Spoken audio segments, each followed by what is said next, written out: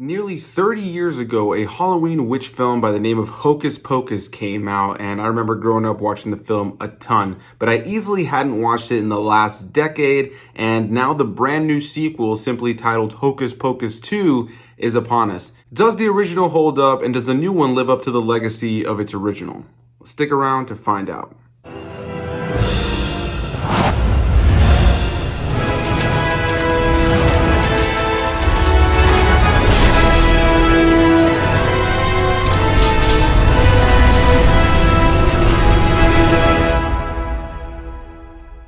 What's going on, everybody? Welcome back to another video, and today we're doing a review roundup of the two Hocus Pocus films, as the sequel has just dropped on Disney Plus, and I just finished doing a little double feature of both the original and the new one. So yeah, just a little bit of history for you guys. I enjoyed Hocus Pocus as a kid. It wasn't one of my favorite Halloween films, but it was definitely a Halloween film that would come on from time to time on the Disney Channel and would just be on ABC and various other channels over the years. That definitely would, kind of cement itself in the Halloween legacy year to year. It's definitely one of those movies that I got comfortable with watching on TV, and a film that definitely has a special place in the hearts of many, and I always just accepted it as a Halloween classic from my era. This film came out the year that I was actually born, and everybody who knows anything about the 90s, the 80s, the 2000s, all that jazz, knows that a lot of the same movies were played over and over and over again for many years. So Hocus Pocus is definitely one of those movies that played for many years of my childhood, even though it came out the year I was born. And so yeah, I think it's totally earned its place in Halloween iconography in a lot of ways. And yeah, I hadn't seen it in quite some time. I decided, let me go ahead and check out the original again after all this time before watching the second one. So without further ado, let's talk about Hocus Pocus. Directed by Kenny Ortega, who has done so many things with Disney, especially things like the High School Musical films or The Descendants. This film stars Bette Midler, Kathy Najimy, Sarah Jessica Parker as the Sanderson sisters, the big villains of this franchise, the iconic characters of this franchise. And then, of course, as our main cast of younger people who are dealing with the Sanderson sisters, we have Omri Katz, Thora Birch, Vanessa Shaw, and then of course the iconic Doug Jones as the zombie Billy Butcherson. So yeah, this is a movie that I grew up watching plenty, as I mentioned in the intro, and it's not something that was ever one of my favorite Halloween films, but it definitely was one that I always enjoyed seeing on anytime that it would come on, mostly on the Disney Channel or things like ABC Family over the course of years, especially in the October Halloween season, where I feel like I saw this film alongside things like Casper and so many other movies, Halloween Town, Don't Look Under the Bed, Under Wraps, and the list goes on and on. There were so many Halloween Disney films and things like that, things that were very similar in tone around this era that were consistently playing on these various family-friendly Halloween-centric events on the different networks over the course of the years. And yeah, going back and revisiting this film, I'm happy to say I still enjoyed it. I found it to be a silly good time that knows what it is, right? Going back and watching it, yeah, there's a lot about this film that is 110% cringe and dated, and there are elements that without a doubt are definitely not to the standards of modern day filmmaking. With that said though, there is plenty to be enjoyed here, and I think that the thing I enjoy the most out of this film is the charm. There was a charm to Halloween-centric films, especially family Halloween-centric films that came out in the 80s, 90s, and maybe even the early 2000s, but the 80s and 90s specifically had such a specific charm. There was a look, a feel, and even the musical scores that you would hear composed in these movies and shows were typically something that was just so of its time. And so going back and watching a film from the early 90s that definitely evoked all of that, definitely put a smile on my face. There were plenty of moments that made me feel like a kid. As I was watching it with my fiance, I mentioned that, there's just so many scenes like this or so many scenes like that from films of this time that you just kind of miss it when you go back and watch movies like this. So without a doubt, there is a charm to this film. There is a charm to the look, the feel, the vibe. There is very much something that is of this time that you just can't replicate. So with that said, I think the original has this advantage of this charm of its time, and when you look at things that are dated about the film, you can kind of forgive it by today's today's standards just because of the fact that it was a product of its time. I think today our standards as film goers is definitely a lot higher because we know what's possible. Whereas when you watch a movie like this that I believe was made for TV at the time, you can 110%, kind of forgive some of those small little things here or there that maybe make the film cheesy or maybe not hold up 100%. I am happy to say though that I still really enjoyed a lot of the special effects of this film, specifically the practical effects. There is a really great use of practical effects across the film, as well as some really great costume design, set design, and overall use of solid locations. Beyond that though, there is some CGI that's definitely dated, some very early 90s CGI that you can tell didn't have a huge budget behind it, but at the same time there were elements about this film that do feel big, and you can definitely tell there was a lot of thought that went into a lot of these set pieces, especially some of the set pieces that utilize action or special effects. Beyond that, the central narrative is pretty straightforward and cookie cutter. You can see where it's coming from and where it's going from a mile away. It's nothing that's really gonna shake or turn anything for you. I think if this is a Halloween film that you've never seen before, and you're like, oh, I've never seen Hocus Pocus, this is just one of those silly good movies that you can just kind of throw on. You know where it's going. It's not gonna completely, mess with your brain and keep you guessing on what's happening narratively. It's pretty straightforward to follow. It knows what it is. It's silly, goofy, good time with some cheesy lines of dialogue and some bad performances at times. But without a doubt, the thing to talk about the most in this film are the Sanderson sisters, specifically Bette Midler, I think, is the one that really steals the show as our main sister in the Sanderson sisters, the one that gets majority of the screen time, and without a doubt is the one who has majority of the brains. The other two sisters, played by Kathy Najimy and Sarah Jessica Parker, are great, and I really enjoy the three of them all together, but they're just kind of like support characters to Bette Midler's really intelligent character. Bette Midler is definitely the one that is the brains of the operation, while you have Sarah Jessica Parker and Kathy Najimy play more of the comedic kind of side characters to Bette Midler's character.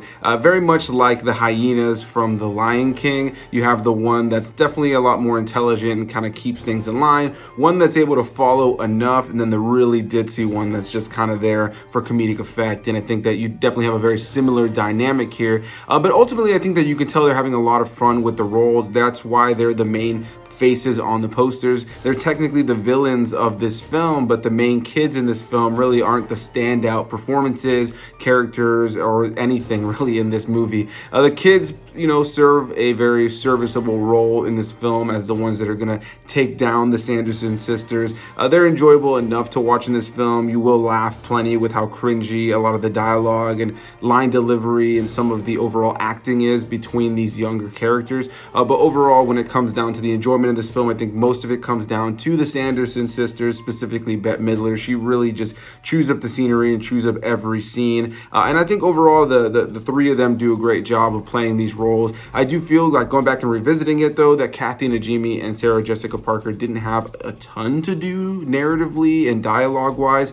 I think most of that really is given to Bette Midler, and she really eats it up. But for the time that they're all given, they all have their moments. There's definitely moments where they all shine, and they're without a doubt the best parts of this film. This is a film that I don't think is going to work for everybody, and I'll say the same about the sequel. If you don't like this one, you likely won't like the sequel. I think that if you're a fan of witches, if you're a fan of Hocus Pocus, if you're a fan of silly, goofy, horror Halloween movies of this era, something that's definitely a little bit more for families, there's plenty to be enjoyed here. I think that if you're a fan specifically of just goofy, almost like horror comedy in a way, this is definitely more of a family film, though there are some adult elements here, whether it's in the dialogue or some pretty dark themes that, going back and revisiting it, made me think, wow, there's definitely an era of Disney that, just went for it sometimes, didn't really care about some of those darker themes and innuendos that were in their movies, whereas now you can tell that they kind of are a little bit more attentive to that. Happy to say that the sequel didn't completely sanitize itself moving forward. Yeah, overall, Hocus Pocus, I found this to be a good time going back and revisiting it. It's a cute horror film or Halloween film of its time. Definitely a film that leans into the Halloween spirit without trying to be creepy or scary. It has a good time with fun, over-the-top villains. But, its main characters and the kids that are, dealing with everything in the film are just, cookie-cutter characters with actors and actresses that are not really giving phenomenal performances, and where you really walk away from this film with is the excitement around the Sanderson sisters and Bette Midler specifically. With that said, let's go ahead and jump into the long-awaited sequel, and that is Hocus Pocus 2. This time around, directed by Anne Fletcher, who directed things like Step Up and The Proposal. Once again, you have Bette Midler, Kathy Najimy, and Sarah Jessica Parker returning as the Sanderson sisters, and we have a new cast of younger individuals who are going to fight the Sanderson sisters in this film, and that is Whitney Peak, Belissa Escobedo, and Lilia Buckingham. So the sequel to Hocus Pocus is finally out on Disney Plus, and I just finished doing a double feature, as I've mentioned. And yeah, I'll go ahead and start this off right now by saying that I enjoyed it. I found it to be a good time, but I will say, like I mentioned in the earlier section when I was talking about Hocus Pocus, if you're not a fan of that film, I don't think you're going to enjoy this film. I will also say that just right out of the gate, I enjoyed the first Hocus Pocus a little bit more than this one, and I'm going to give it that slight edge simply because I feel like it just has more of a charm of its time. It was the original one, and there's something about the fact that it was the original and the cheesiness that it has of its time that I do enjoy a little bit more after watching them back to back. However, I'm happy to say, and some might think that this is blasphemy to say, I honestly don't know what the reactions are just yet, that I found this to be a worthy sequel. I found this to be a film that follows up the original in a solid way. I don't know that we need more after this, but for the future, if people were to say, hey, for Halloween this year, or one of the nights of October, I want to do a double feature of Hocus Pocus, I think they definitely go hand in hand together. Having watched the two of them just now, I was entertained throughout both films. It was great to see Bette Midler in this film again. Specifically, I think she really chews up the scenery. I think that Kathy Najimy and Sarah Jessica Parker are given a lot more to do in this film, which was enjoyable to see. It was nice to see all of them come back in their roles. Similar to some of the praises I gave the first film, I think that this film has a really good utilization of practical effects and digital effects this time around as well, that the first film didn't have because of the time frame. But as well as, just set design and costume design, the look, the feel of this film, I thought was consistent with the first film while also updating itself with modern technology. There were a couple of moments of green screen that didn't look phenomenal, but I feel like it was kind of consistent still with the overall look from the first to the second one. It doesn't feel like one of those sequels that comes way after the fact where you have a huge leap in the overall view of the film. You definitely have a leap here in terms of how the film looks compared to the original film, but you can tell that there was an attention to detail to make sure that this one definitely felt consistent visually to the original, which is something I definitely enjoyed when I was watching it. Beyond that, this is a pretty straightforward narrative. The Sanderson sisters are back, and there's a group of new kids that got to deal with them. I won't get into specifics and spoilers and little moments here and there. Overall, I found it to be a good time. I think it knows what it is, similar to the original film. It's not going for anything overly serious in its narrative or something that's going to blow you away. Again, I feel like it's very predictable. You can see where it's going, very similar to the original. I don't know that this is going to have the same staying power on a cult classic level that the first film had. I think there was some sort of charm to that original film that's going to stay specifically to that original film and the time that it came out and what it meant to people at that time. But I think if you're a fan of the original film, you're going to enjoy this a lot as well. I will say, though, I think that this is a film that fans of the original films will enjoy more than maybe a casual person coming in who's never seen the original film. Of course, why would you go into a film named Hocus Pocus 2 if you've never seen Hocus Pocus? But I can't see this blowing the socks off of new viewers who have never seen these films before. I think if you are a fan of the original and you grew up with it and you have it as one of your favorite things to throw on during Halloween, you'll probably have a good time going back and watching this one or going and watching this one. I don't know, again, that it's going to shock everybody, but overall, I do think that it is a worthy follow-up. I think it keeps up with the legacy of the original film. I think it does cool and interesting new things with the characters that we've come to enjoy over the course of decades of spending time with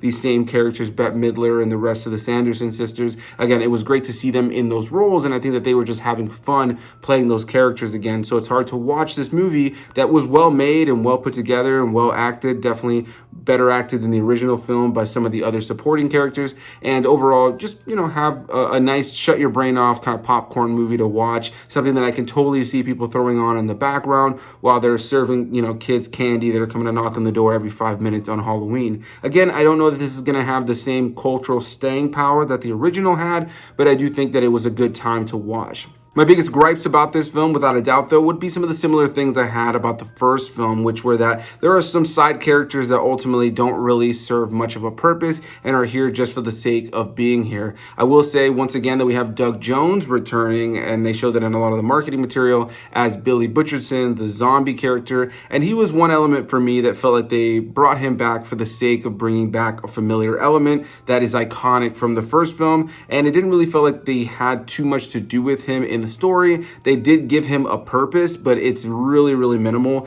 And ultimately, I just found that to be kind of a, thing that they put in there for the fans. This film definitely feels like something that definitely has some fan service sprinkled throughout. Not too much, but a decent amount to kind of, keep you with a smile on from time to time. At times, it does feel like this film is kind of just redoing some of the similar beats in a different way from the original film, which is something we do see in a lot of sequels that come way after the fact. But with all of that said, I still found it to be an enjoyable time. And watching the two side by side, I think what one has, the other doesn't. I think overall, they kind of balance each other out. I will give the slight edge to the original because it is the original and it has a specific charm of its time, and there was just no fandom behind it yet. It was just its own different little thing, and they went for this little weird movie about these very strange witches that ultimately created this cult legacy that the film now has. And so the sequel kind of has to live up to that in a way, and I would say that they're on par films. I don't think the original film is a phenomenal film in its writing or its performances.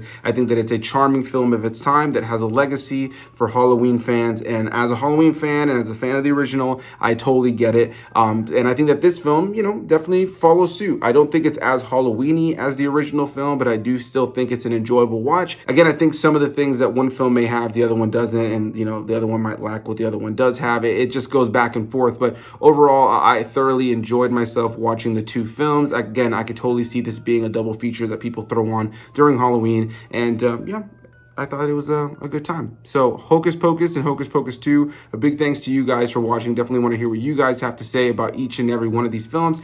Please leave a comment down below. Did you like this movie? Did you not like this movie? Did you like the original more? Did you like the sequel more? Definitely let me know what you think. And do you think we need a Hocus Pocus 3? Can't wait to hear what you guys have to say down below, and I'll see you guys in the next one. Bye-bye.